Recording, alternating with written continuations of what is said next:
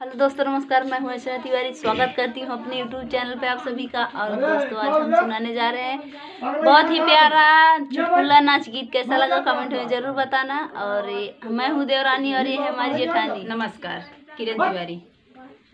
सखी हो छोटे का बलमुआ निकला गई, सखी हो छोटे का बलमुआ निकला गई, छोटे के बलमुआ के लूट लूट बारवा, सखी हो बारवा में कही बिराज, सखी हो बारवा में कही बिराज, सखी हो छोटे का बलमुआ निकला गई, सखी हो छोटे का बलमुआ निकला गई, छोटे के बलमुआ के गोरा गोरा माथवा, सखी हो माथवा पे रोरिया बिराजे, सखी हो माथवा पे रोरिया बिराज, सखी हो छोटे का बलमुआ निकला गई, सखी हो छोटे का बलमुआ निकला गई, छोटे के बलमुआ के छोटा छोटा दातवा, सखी हो दातवा में मिसड़ी बिराजे, सखी हो दातवा में मिसड़ी बिराजे, सखी हो छोटे का बलमुआ निकला गई, सखी हो छोटे का बलमुआ निकला गई।